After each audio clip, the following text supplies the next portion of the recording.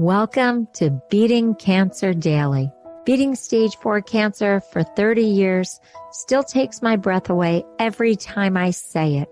I'm Saranne, founder of the Comedy Cures Foundation, and I hope you'll join me for just a few minutes daily for the next 365 days so we may laugh, learn, maybe cry a little as we live our best days beating cancer daily together.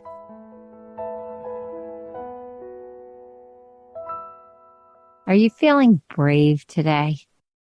I am going to try something, and I wanted to share it with you just in case you're feeling a bit brave. Would you be willing to ask your partner or someone you love within your inner circle, what are 3 things that you can improve about yourself? Whoa, that is being very vulnerable. Do you think you can do it? Well, if you're in therapy, I would talk about it with your therapist before you venture out if you're feeling at all ambivalent. Because being a patient or a survivor can make you feel more vulnerable. Everything that we had to go through or everything that you're going through. So I just want to make sure that it's the right time for you to learn this about yourself from your partner. I have no idea what my husband's going to say, but I am going to ask him. Are you curious? Well, they say curiosity killed the cat. Maybe we shouldn't. No, I'm just kidding. I want to know. I am always about working on myself, becoming a better person, becoming a better partner. I would love to know the answer to that. I'm actually going to ask my husband, but you have to be safe. You have to be able to handle what they say and not fall apart completely and then not throw it back at the person that you ask because they were honest with you. I think we're going to be surprised at what they say. I'm so curious to find out what my husband thinks I could do better or what my best friend thinks I could do better. If my parents were here, I would ask them too. I would love to know. Wouldn't you? Aren't you curious? For me, my cancer journey was all about self-improvement, self-realization. And I think that's what many of these episodes of Beating Cancer Daily are about. Self-improvement, self-realization, hopefully improving the quality of our days. How many of our days we have, there's no guarantee. Now, if this is your first listening experience, I am a stage 4 cancer survivor with no visible disease, misdiagnosed 30 years ago, diagnosed 24 years ago, fought for many years, 3 surgeries, 44 radiation treatments, over 2 years of chemotherapy. Nothing worked, was told to get my affairs in order, and had to put together a care plan to save my life until the next big thing came along. And thank God, my plan is working. Thank God it's still working.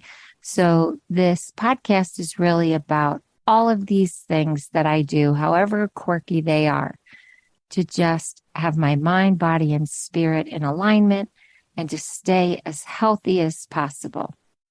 Now, I did all the treatments that I was told to do, so I just want to make sure that I reiterate that all the time and that anything you do should be run by your care team and or a therapist if you are working with a therapist. So I really want to make sure that you feel emotionally stable enough to ask this question if you want to go along with this exercise and try it. If you want to tell me about it, your experience with it, you can always go to comedycures.org and hit the record button, or you can hit the write us button in the menu and just write to me. And you'll see throughout all these episodes, I generally ask for you to give me feedback. how can I be better? How can I make this podcast better if I don't have feedback? So that's why this exercise is so fun. The interesting twist on this was the person who told me the story said that when their wife asked them this question, what could they improve about themselves? They actually said 6 things. I think 6 is too much. I think 3 is a good number. In comedy, everything happens in 3s. I think you can manage 3. I think 6 is just too distracting, at least for me. But in the story I was told, the wife asked the husband for 6 things. So the husband said, could I think about it? The husband the next day went out and bought 6 long stem roses and went to his wife and said, you're perfect just the way you are, and gave her 6 long stem roses, significant to the 6 things she asked. Now, the reason why this was done in this story is because there is a belief that if you criticize someone, you spiritually damage a part of their soul. Giving critiques, giving criticism, supposedly spiritually damages a partner in a relationship. Now, how do you feel about that? Do you think that you shouldn't be able to give constructive criticism to your partner or spouse? It's an interesting question. I hear a lot of happy marriages never do that, or a lot of happy partnerships never do that. They just try to find the good in every action, in every intention, in everything that the person does. Wow.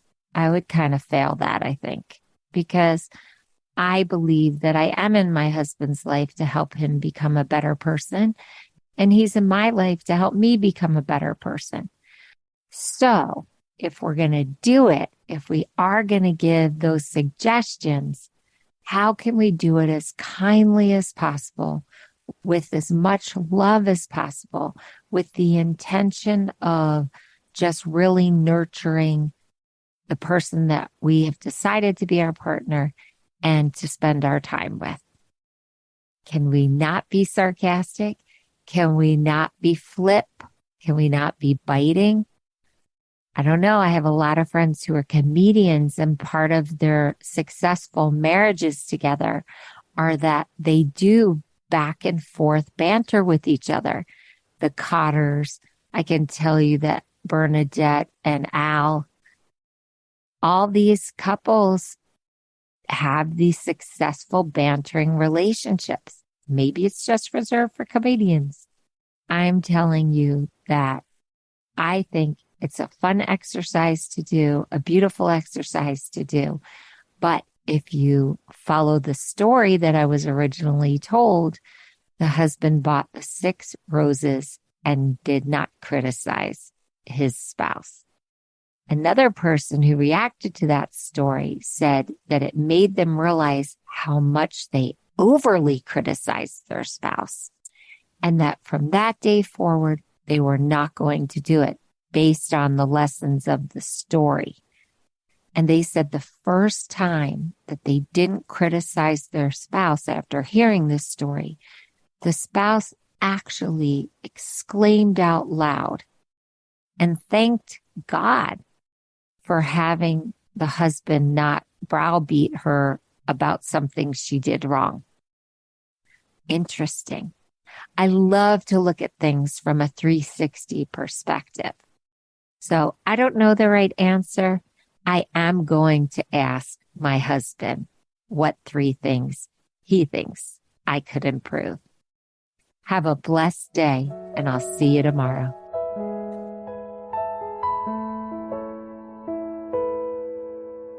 If you've enjoyed this podcast, then I'd love to ask for you to go to comedycures.org and check out our membership circle levels. You will find even more resources and more programming. like our live virtual Q&A sessions with me, our live Comedy Cures events with our very talented comedians, live health builder workshops with Jackie Bryan, hosted by me, a robust monthly newsletter, plus much more. It's really an exciting community. So please consider becoming a member, giving it as a gift, telling your friends, telling your hospital support group all about this community. I can't think of a more empowering way to go through a cancer journey or your survivorship or your caregiving experience than with us at Beating Cancer Daily. It's truly an honor to serve you. Thanks so much. See you tomorrow. Guess what time it is? It's time for me to read the disclaimer. Beating Cancer Daily and the membership circle are not in lieu of medical advice or treatment. They are for entertainment purposes only. Please consult your healthcare team to review your best strategy. Thanks for listening.